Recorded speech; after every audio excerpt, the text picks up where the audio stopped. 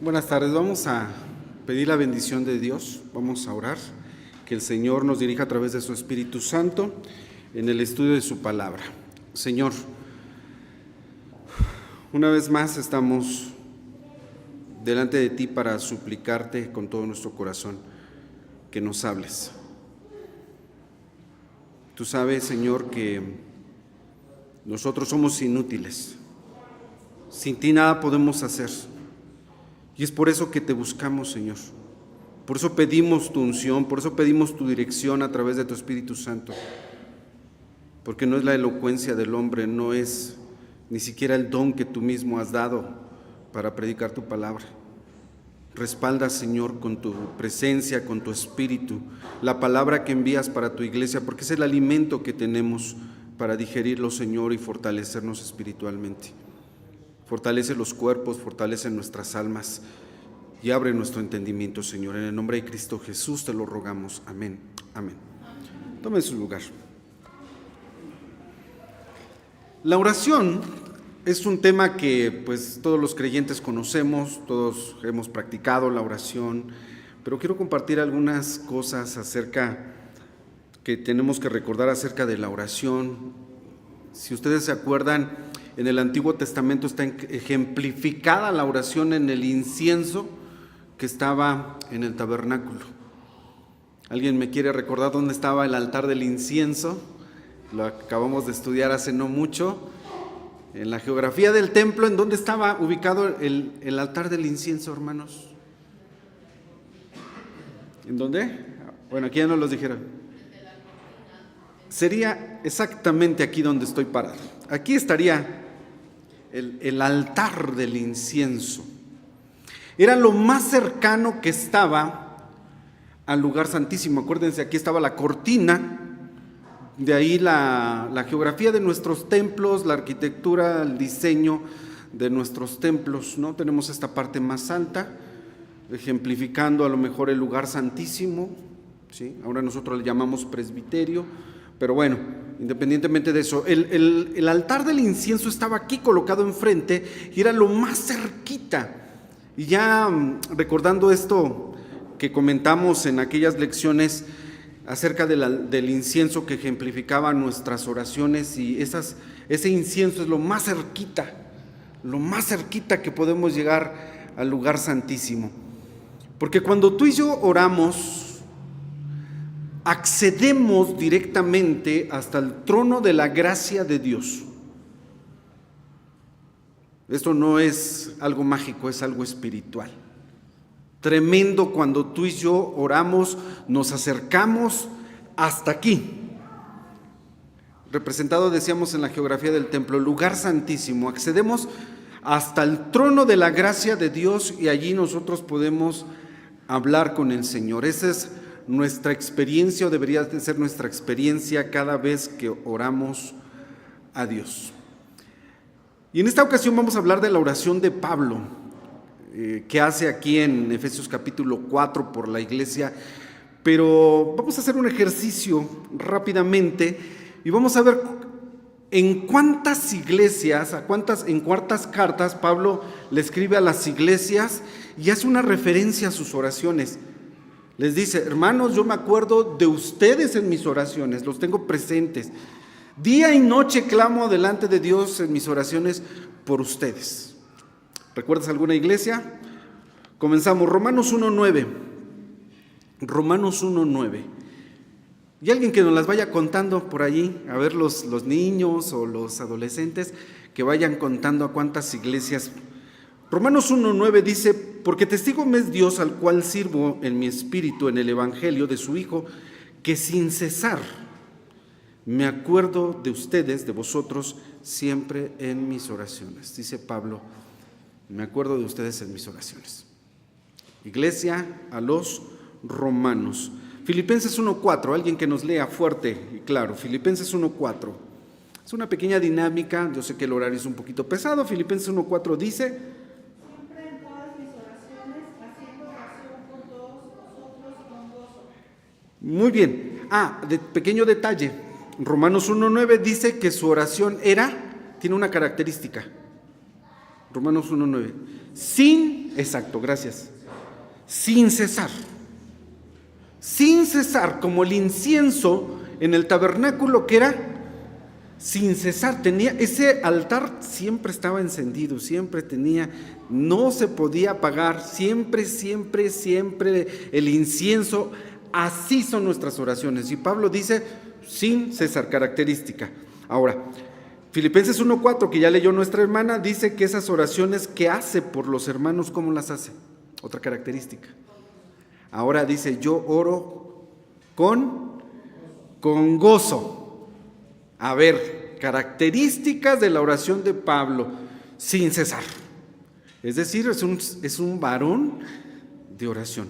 ¿Conoces tú a alguien que sea un hombre, una mujer de oración?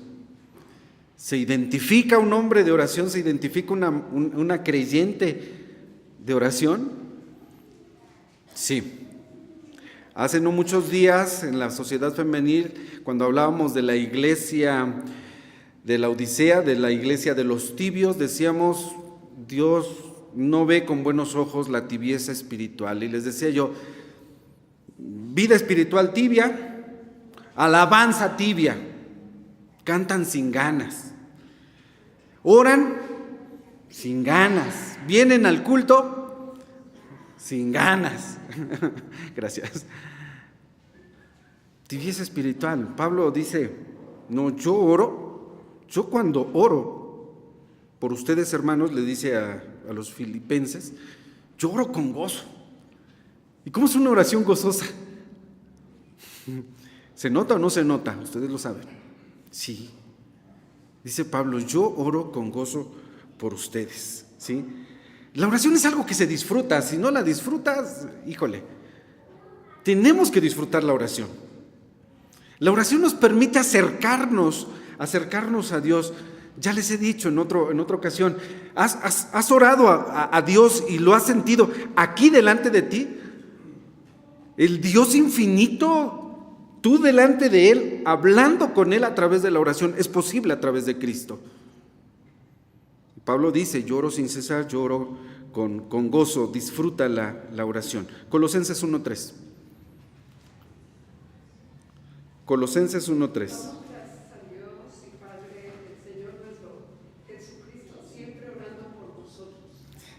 Siempre, dice Pablo, siempre estoy orando por ustedes. Y qué lindo, ¿no? Cuando sabes que alguien está orando por ti. Hace no mucho un amigo me escribe, me mandó un mensaje de texto, amigo, y me dice, amigo, hoy me acordé de ti en mis oraciones. Dije, qué bonito, ¿no? Dije, gracias Dios, porque también nosotros necesitamos oración. Así también alguien me decía, Roge, necesito que ore por esto. Y allí estábamos orando, ¿no? En el instante. Y como dijo Valentina hace ratito, me estaba platicando la nena con sus papás, que en sus oraciones dice, sí funciona, Valentina. Porque me puso Madaí unos audios de Vale en sus oraciones, y que un día le dijo, mamá, sí funciona, refiriéndose a la oración. Hermano, pues claro que funciona. Esto funciona. Y Pablo dice, yo siempre estoy orando por ustedes. Un pastor comprometido, un siervo comprometido que ora por la iglesia, ¿no? Y esto es hermoso. La oración entonces debe de ser constante. Ya dijimos, la oración se tiene que disfrutar, la oración tiene que ser constante. Efesios 3:14, que es el pasaje que leímos. Efesios 3:14. A ver, ¿alguien más?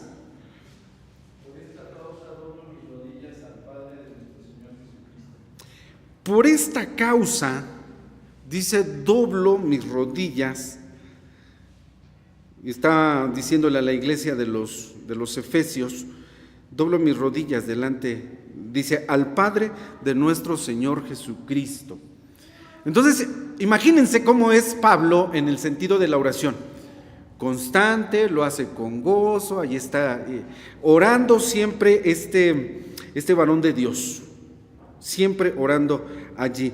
Y hay una iglesia a la que le dice, Oren sin cesar. Es la iglesia de los tesalonicenses. Les dice, oren sin cesar. Él sabe en su experiencia, Pablo sabe en su experiencia el poder que tiene la oración. Y lo recomienda ampliamente a la iglesia. Dice, oh, hermanos, oren sin cesar. Se disfruta la oración. Es el respirar de un cristiano. Tenemos que orar. Yo no sé cómo hay personas que de verdad no practiquen la oración. En el curso de catecúmenos que imparte nuestra iglesia se nos dice que tenemos que orar por lo menos ¿en qué momentos? Ya no se acuerdan. ¿En qué momentos? Al despertar, al dormir, a cuando oro por mis alimentos. Una persona que no ora por los alimentos no está haciendo ni el mínimo. O sea, este es el mínimo, Si no haces estas oraciones, hermano, hermana, este es el mínimo. Cuando te despiertas, cuando tomas los alimentos, que es 3 veces al día, gracias a Dios, ¿sí? Cuando te acuestas, otra. Los que pasaron por el curso de catecúmenos, cuando vas a iniciar tu trabajo, y perdón por la comparación, pero el católico romano cuando va a comenzar su trabajo, muchos de ellos, los he visto, ¿qué hacen? Se persignan. Y un cristiano que no comience su trabajo, sí, Señor, bendíceme. La labor que sea, ¿sí? La labor que sea. Mínimo, Señor, en tu nombre, vamos a comenzar. ¿No? O como alguien dice a la hora de los alimentos, gracias a Dios por los alimentos. Mínimo. Pero el cristiano tiene que practicar la oración. Y bueno, quise hablar del apóstol Pablo, porque 1 Tesalonicenses 1:2 también dice, damos siempre gracias a Dios por todos vosotros, haciendo memoria de vosotros en nuestras oraciones. ¿Cuántas iglesias fueron? Les dije que las contaran. Romanos, Filipenses, Colosenses, Efesios, Tesalonicenses. Por lo menos 5 iglesias. Y personas por las que oraba Pablo.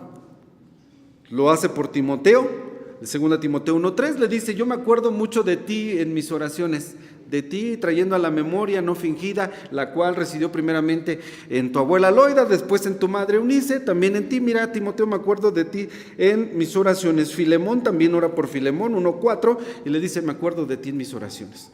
Vamos, es un hombre de oración. Es un hombre de oración. Y entonces hace una oración que le escribe, bueno, no es lo único, Cuando Pablo estuvo en Filipos y fue a dar a la cárcel, ¿te acuerdas qué estaba haciendo? ¿Qué estaba haciendo en la cárcel? Hechos 16:25 dice, mas a medianoche, orando Pablo y Silas, orando. A medianoche Pablo y Silas cantaban himnos a Dios y los que estaban presos los oían. A la medianoche en la cárcel, en la posición no más cómoda, porque se acordarán ustedes que cuando estuvo allí, dice la Biblia que pusieron a Pablo y Silas, los pusieron en el cepo. ¿Todos saben lo que era el cepo? Cuando están en la cárcel, ¿no? Era un madero que les colocaban a los presos, en el que metían los pies y las manos, bueno, estos eran los pies, hagan de cuenta, son los pies en un madero y les ponían una tabla. Y después metían las manos y quedaban literalmente con la espalda toda torcida en esa posición, al suelo, a ras del suelo, en esa posición. A medianoche ellos están orando. No hay nada, escucha esto, no hay nada que pueda impedir la oración. Y para el diablo no hay nada más peligroso que un cristiano de oración. Y eso deberíamos de ser tú y yo en la oración. Que el diablo tema los creyentes que oran. Bueno, decía que Pablo entonces, aquí en Efesios, vamos al pasaje que leímos, Efesios capítulo 3, Pablo hace una oración y dice en el versículo 14, dice, por esta causa doblo mis rodillas. Ahora, ¿cuál es la causa? Porque no la leímos, la causa está en el versículo 9. La causa es de aclarar a todos cuál sea la dispensación del misterio escondido desde los siglos en Dios, que crió todas las cosas. Dice Pablo, yo quiero que ustedes entiendan, quiero aclarar cuál es la dispensación del misterio escondido desde los siglos, y ese misterio es el misterio de Cristo. Dice, hermanos, y por esta causa, versículo 14, por esta causa doblo mis rodillas. Yo estoy pidiéndole a Dios en mis oraciones que este misterio, ya hemos dicho acerca de los misterios de Dios, que son verdades que si no fuese a través de las Escrituras, jamás las podríamos entender. Estarían vedadas para nosotras estas verdades celestiales y espirituales. Y Pablo dice, yo quiero aclarar la dispensación de este misterio, y por esta causa doblo mis rodillas delante del Padre de nuestro Señor Jesucristo. Ahora, punto importante. ¿Cómo está pidiendo Pablo? De rodillas. Y habrá quien piense que no tiene nada que ver la posición de estar de rodillas, de estar sentado, de estar acostado. Yo sé que a veces oramos cuando estamos acostados, ¿no? Un enfermo, pues obviamente no se va a poder levantar. Pero quienes practicamos la oración de rodillas y tenemos una disciplina en la oración de rodillas, también sabemos que es otra experiencia espiritual. ¿Por qué Pablo dice, doblo mis rodillas? El mismo Señor Jesús oraba de rodillas. Mateo 26, 39, la oración que hace en el Getsemaní, dice, Jesús se postró sobre su rostro orando y diciendo, se postró sobre su rostro, y la oración del judío era la frente al piso. Eso era postrarse. No era nada más de rodillas, era postrarse, ¿sí? Si el mismo Señor Jesús oraba de rodillas, ¿por qué tú y yo no lo habríamos de hacer? Y Pablo sabe perfectamente lo que es orar de rodillas y dice, por esta causa doblo mis rodillas. Ahora, ¿tiene algo que ver la posición? Creo yo que, por ejemplo, Marcos 1:40, cuando dice que un leproso viene a él rogándole, hincándole la rodilla, es una súplica todavía más intensa el postrarse de rodillas. Por lo menos esa es la imagen que presenta aquí el griego. El hecho de estar de rodillas es una súplica tan intensa. Por eso mencioné Marcos 1:40. Llega el leproso, dice, viene a él rogándole, e hincada la rodilla le dice, si quieres puedes limpiarme. Es una oración más intensa, de rodillas. Si quieres tú puedes limpiarme. Y Pablo está tomando esto y dice, por esta causa doblo mis rodillas, porque yo quiero que todos ustedes entiendan el misterio de Cristo. Y más adelantito lo menciona, que ustedes puedan conocer, dice, cuál es la anchura, cuál es la anchura, la largura, la altura y la profundidad del amor de Cristo que excede a todo conocimiento. Eso es lo que quiere Pablo.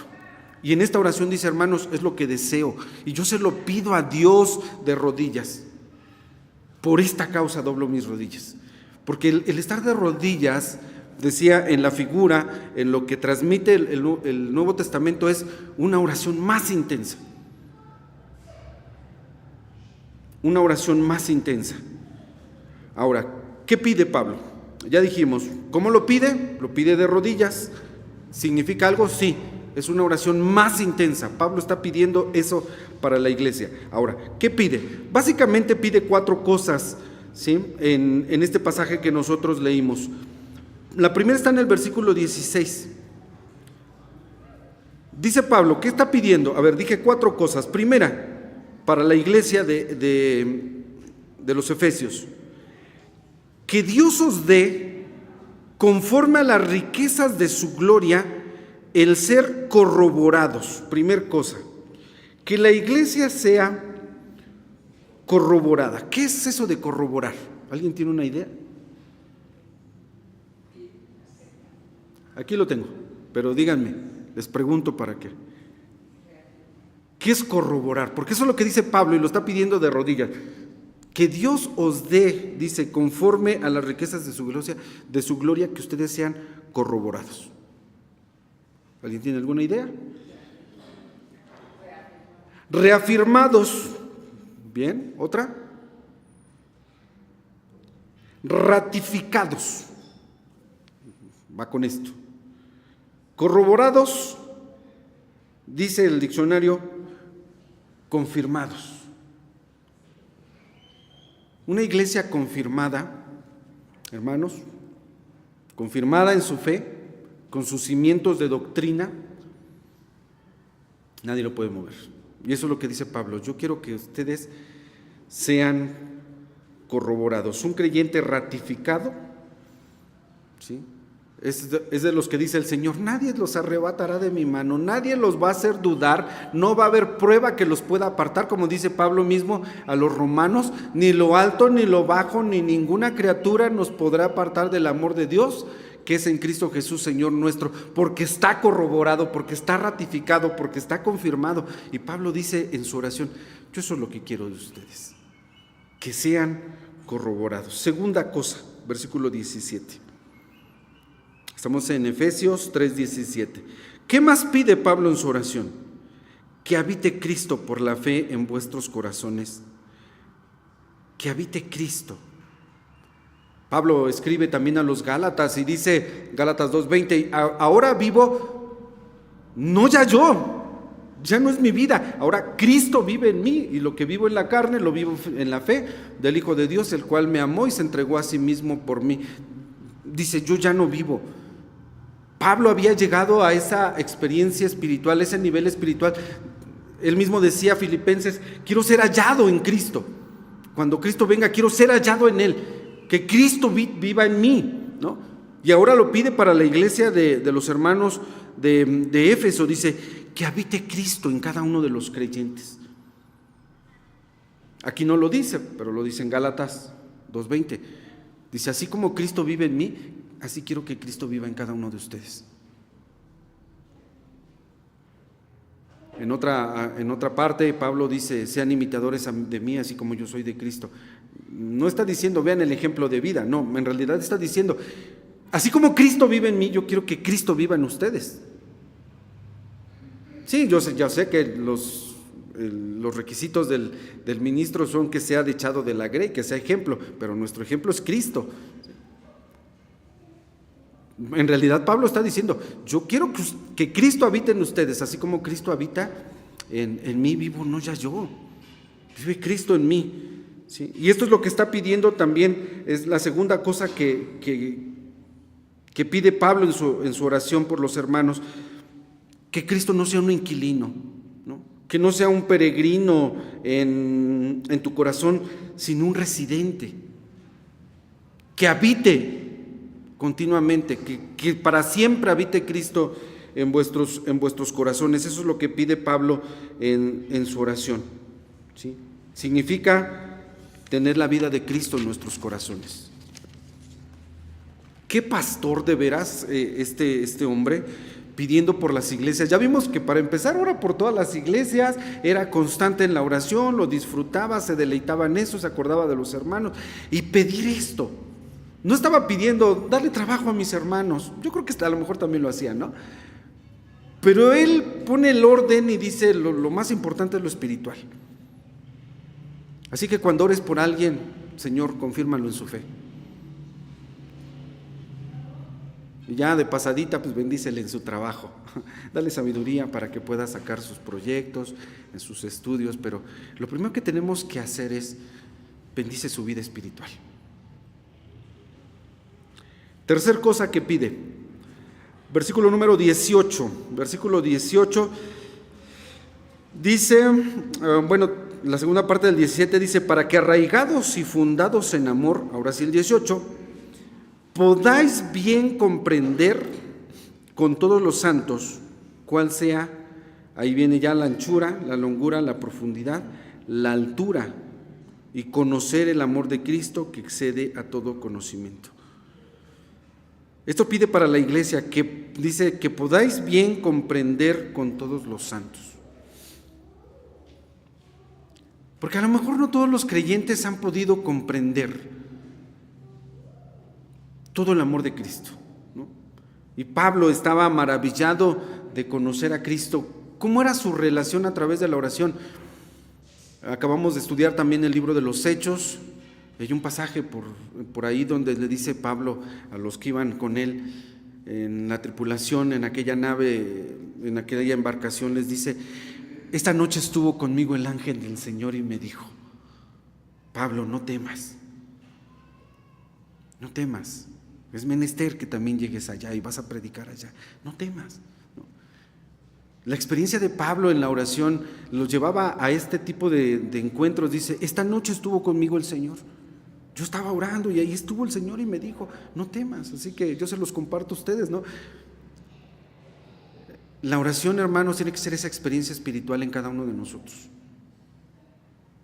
¿Hasta dónde podemos llegar? Hasta el trono de la gracia de Dios. Y Pablo dice, hermanos, yo quiero que ustedes, juntamente con todos los santos, podamos entender bien la altura, la anchura, la profundidad del amor de Cristo. Excede a nuestro conocimiento, pero lo podemos comprender.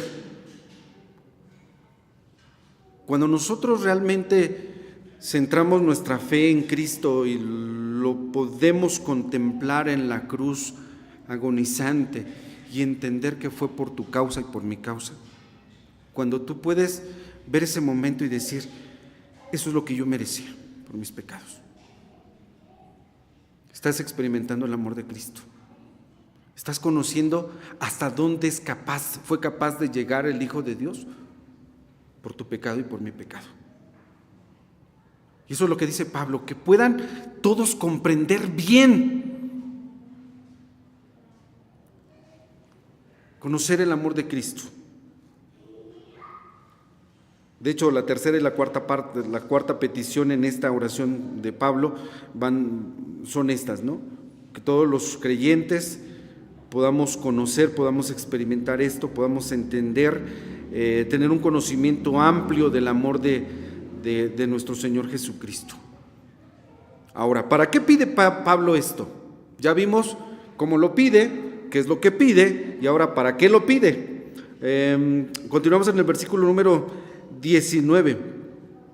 Añade, dice, y conocer el amor de Cristo que excede a todo conocimiento para que aquí está. El para, yo les he dicho, siempre indica el propósito. ¿Para qué pidió estas cosas Pablo en su oración? Para que seáis llenos de toda la plenitud de Dios. Ese es el propósito. Siempre que veas un para, es el propósito. Porque no envió Dios a su Hijo para condenar al mundo, sino para que el mundo sea salvo por él. Siempre que veas un para, es el propósito de Dios, ¿sí? Siempre señala el propósito. Y Pablo aquí dice, ¿para qué pide esto? Pues para que seáis llenos de toda la plenitud de Dios. Anhela el corazón de Pablo como siervo que la iglesia pueda ser llena de toda la plenitud de Dios. No sé tú en tu experiencia, en tu comunión con Dios, si te sientas ya lleno, si te sientas ya pleno.